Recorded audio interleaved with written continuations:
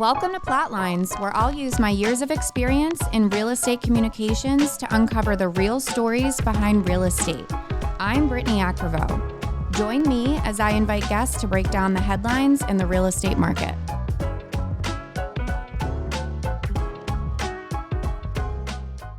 All right, welcome back to PlotLines, everyone. Today we have Erin Hosler, the Director of Residential Hospitality at FirstService Residential. Erin, thanks for joining me today. It's my pleasure. Super excited. Yeah, me too. So let's dive right in. Tell me a bit about your background, your transition from hospitality to property management. I want to hear all about it. That's going to be a storyful for sure. I've been very fortunate in my career to be able to work with some amazing brands and across some different sectors within hospitality, whether it's a hotel, a social club, or wellness spaces. I was started off professionally with Ritz-Carlton back in 1991, and this was prior to Ritz-Carlton being part of Marriott, where Schulte was at the realm. So a lot of training around ladies and gentlemen, serving ladies and gentlemen, the 3 steps of service, the good morning, good afternoon, good evening, my pleasure. I can still somewhat recite the credo to this day and all that good stuff. So, I was excited to be able to have that opportunity and was with that company for 5 years across 3 different locations, starting off in Buckhead, then was in Palm Beach and also Houston. And then back in the mid-90s, a headhunter called me one day and said, "Do you know who Ian Schrager is?" And I was like, "Who?" And he's like, "Do you know what Studio 54 is?" And I was like, "What?" So I grew up in the South and didn't know much about New York and all the sexiness of that. And so that led me to working with Ian Schrager in Miami in the late 90s and early 2000s at the Delano back in the day, and excited to see that property reopen this year and, see how it makes an impact in Miami. But learned a lot about, revenue management during that time, and as well just how to handle high touch type of clientele, like through spaces. Yeah. So I was responsible for handling all of Ian's celebrities and VIPs. I was going to say, you must have some really good stories. Oh, yeah, I have a few for sure, but, I keep those close to my chest. Yeah, that's okay. And all that good stuff. But, it was definitely a very colorful time for sure. I used to love it because Madonna used to be, part, her name was associated with the restaurants. I used to, reservations back in the day when people would make them over the phone. They'd be like, "Is she there?" I'm like, "Yeah, she's in the kitchen flipping burgers. I'll transfer you back there when I'm done." Oh my. Yeah, no, awesome. we didn't do that though, but yeah. And then I had the supreme fortune to work with Andre Balazs here in New York.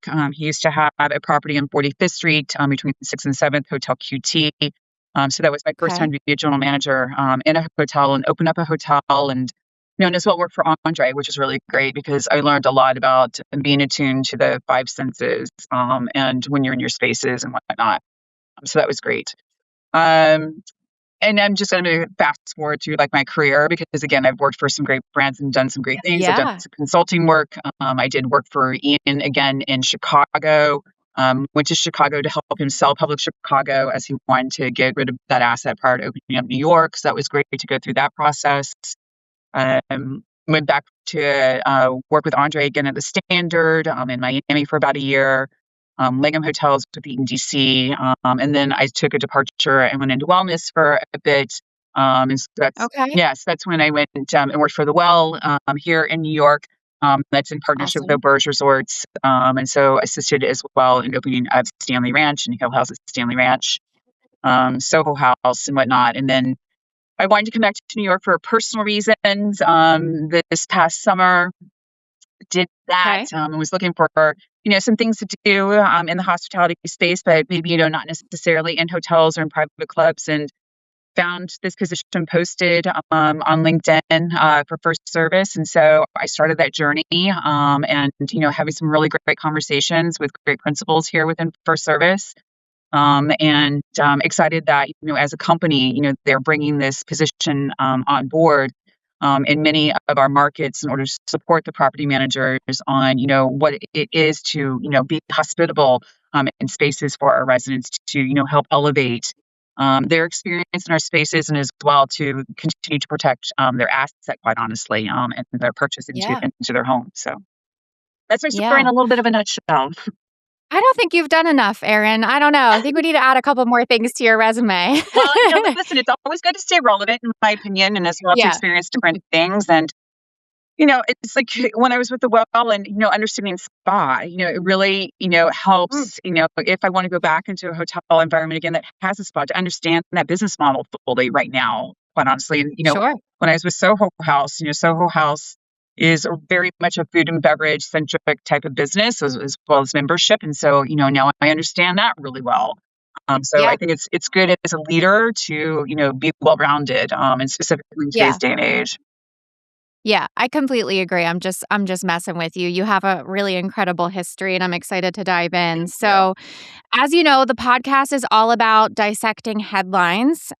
So I mean, good news, right, is that some articles in your space are saying that residents are now expecting hotel-like service in luxury condo, co-op buildings, all of Yeah. that. So, talk to me more about what that means for the residential industry and how it's evolving to meet these ongoing demands in what is still a very challenging housing market.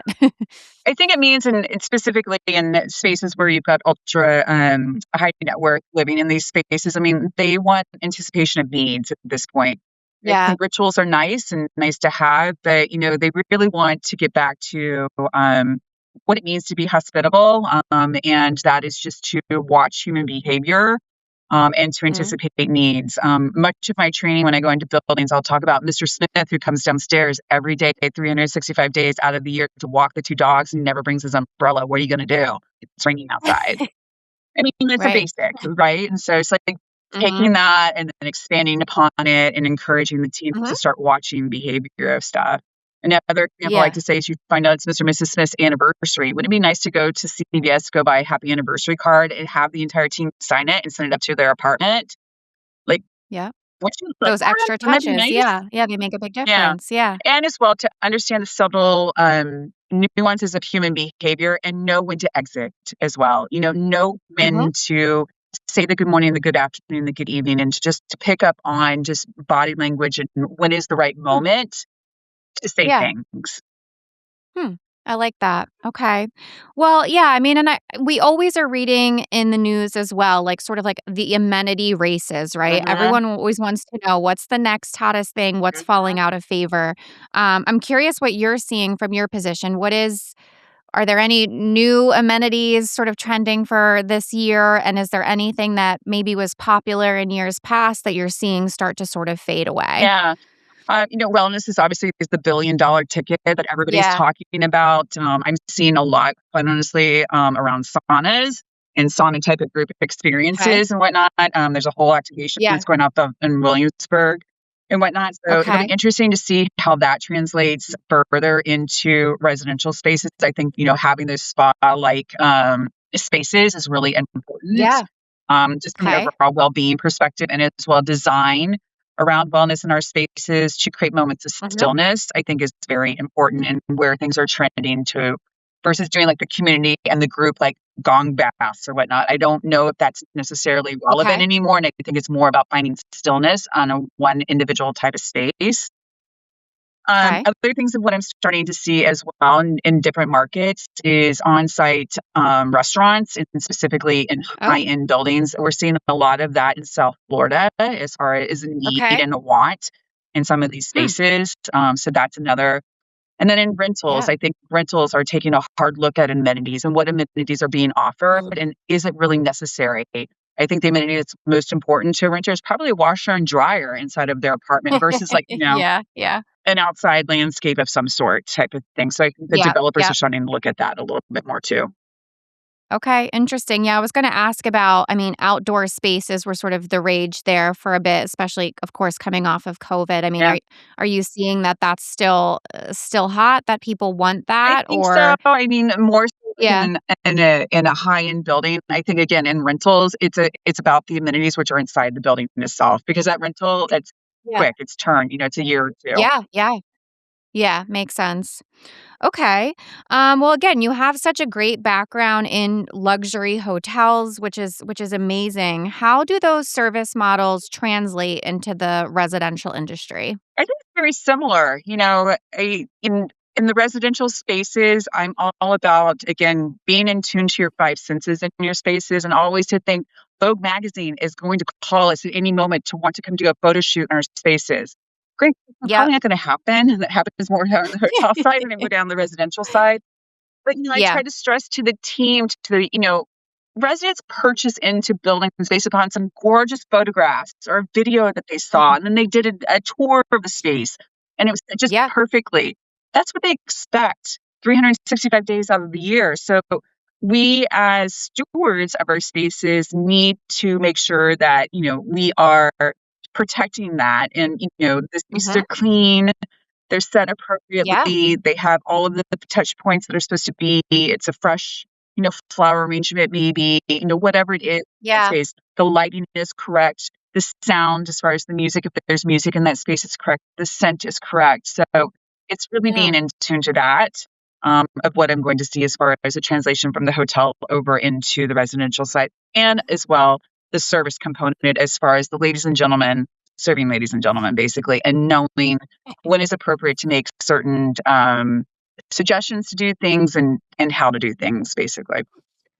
Yeah, no, I love that, and I love your five senses, piece as well.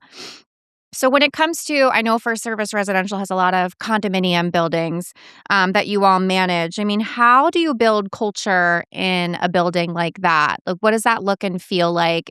I imagine it's also about creating resident experiences as well, but Yeah. talk to me more about how you guys foster that sense of culture when the, like, guests, right, are there all the time. Yeah, I think it's leaning into, like, your values, quite honestly. I think any Yeah. company, has a mission. Our mission at First Service is to provide amazing service delivery that enhances, the life of the resident, and as well, Sure. their apartment Yeah. itself and their spaces. I think that, is important, as well, going back again to the values of, like, aiming high, encouraging the team to be their best self, to make great Mhm. connections. And so much of this is in my training, and as well meeting with your teams as far as a property manager, or if they're on site, or resident manager on site on a daily basis, to do a lineup Yeah. with your team in the morning and at night. Just to make sure that your team is in the correct uniform for the day, that the tone is set Mhm. correctly for the day. Maybe talk about a value, maybe talk about the step of service. Maybe talk about, something that is engaging that we might think that we want to do for residents, from an overall Yeah. programming perspective. Get the team involved, and empower them, quite honestly, to be able to, make decisions on a daily basis. And I think that is through, talking about values and leading with values. Mhm. Yeah, I love that, and that bodes well into my next question, right? Because headlines are also talking a lot about staffing shortages in this Yeah, industry. So how are you all overcoming that? Sounds like you guys do a lot to engage the team, but, we do. how else are you, like, attracting and retaining talent, amidst these Yeah. challenges? Well, it's interesting, because the unemployment rate in the month of December is at a 4.4, I believe, from what I remember and seeing in the press and whatnot, which, is about industry average, and just, average Yeah. in general. And that's not just hospitality, but just in general for the United States. Um, Sure. and Yeah. I honestly don't see us here in New York, or any of our other markets, having drastic challenges with finding teams Okay. or finding staff, which I think is great and Yeah. amazing. As well, First Service is known as a really great company and has won awards as far as a great place to work at. And so, again, Yeah. as you said, as a company, we place so much time into our team as far as making sure they feel like they're valued, as far as supporting them with Yeah. different types of trainings and whatnot. We also here in New York, for our property managers that are coming on board, as far as new hires, are creating a new training program for them. Where for 2 weeks, they don't even know what their buildings are. They learn all the different systems of what we have, and how to navigate just Nice. through making connections with, like, finance, or making connections with, like, marketing and stuff. And then you get Yeah. their buildings, versus just like, okay, you have Mhm. experience. Here you go. Go. Good luck. Yeah, that makes sense. Make them feel part of the larger team and understand all the different working parts. Exactly, Yeah. exactly, and I Yeah. come in and help support them in their buildings as far as any type of service that needs to be, enhanced from a delivery type of perspective, to come in and train the teams, hand in Okay. hand, so, on our values Yeah. and what our mission is. Yeah, really interesting. I'm curious, are there any training tools, systems that you do use to ensure consistency across such a large portfolio like First Services? Yeah. What are some ways that you guys kind of, measure and evaluate that? Yeah. So, I have a master deck of what I've created for my training. And when I Okay. find a building that, I get to go and train on, I do a lot of deep dive history onto that building. We're in New York, and New York is all about its Mhm. architecture and its design. And I get all of that. Sure. Yeah. I think it's important to train the teams and to remind them about their buildings and the history of their buildings, because again, it's just we're in New York, and it's like this is Yeah. You great. want to know the story of Exactly. yeah, Exactly. absolutely. So I take some of that, and it's very Okay. consistent in my opinion. Service delivery is the same, whether it's a co-op condo, a rental. It's the same Okay. to me. There's no difference in my opinion, because again, we're human beings and we're servicing Yeah. people that are living in these spaces. And it's Sure. important for us to be hospitable across the board. Yeah. Inspiration of what I got from my training was just from a lot of my past history and the trainings of what Yeah, I I figured. received Yeah. in different spaces. So I got some inspiration from Yeah. that. I think Will Yep. Gallardo, his unreasonable hospitality is amazing as far as his messaging behind all of that. And that's being intuitive, it's being authentic, it's picking up Yeah. on human behavior. Hmm. And I also like a gentleman a lot by the name of Preston Lee, who I follow on Instagram. His handle is the 30 rule. He's very Oh, okay. Check that inspirational, one and out. yeah, he's Yeah. good. And he's more so for restaurants and how to train in restaurants in today's day and Okay. age. Yeah. But I think it translates across hospitality in general, quite honestly. Yeah, absolutely. I love that. Okay, great. Are there any other trends you're watching closely in the residential sector this year? Um, Anything else sort of top of mind for you in yeah, I'm 26? still following wellness, quite honestly, just to see how wellness Yeah. continues to evolve. And I don't think I fully answered your question before about wellness. And so I think the things Yeah, that are it's okay. trending with wellness, is going to be the, self served types of modalities, whether it's like a hyperbaric Okay. chamber, whether it's a red light therapy room or bed that's in a space. That should be pretty Oh, interesting to come in, I think, into maybe some of those. yeah, the red light is really taken Yeah, off. for Yeah, I sure. see that everywhere. Yeah. So that see where, wellness continues to evolve. And as well, I am following, what do ultra high net worth individuals really, what are they looking for? What are they Hmm. looking for when they're making purchases? And so I do a lot of Yeah, research on that as well. yeah, yeah, makes sense.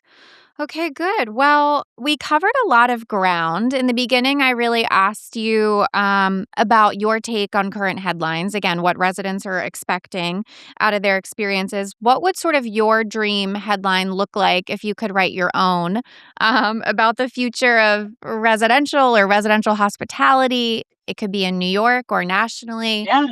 What would that read like? Well, I think for New York, I would like for service to be known as just the industry leader here in the Mhm. city, which it is, but really known for Yeah. driving amazing service delivery to its residents that live in the buildings, and that the residents really feel like they're valued in their buildings. And so, again, I think we're doing a lot of that in order to be able to have that Mhm. headline. And then nationally, selfishly, I like to be known for all the things of what I'm doing here in New York and for First Service. So, yeah. Yeah, I love that. Well, you're doing a lot of really exciting work. Do you have any advice for anyone else in similar positions in the industry like you? Stay curious, quite honestly. Stay curious. Yeah. Go out there, experience the world. I like to go out to the city of Manhattan and experience things that what I feel is luxurious. Again, luxury is subjective. It is a feeling Sure. for individuals. But I like going to Yeah. the spaces where I think that ultra high net worth is going into, just so I make sure that I'm staying relevant in times.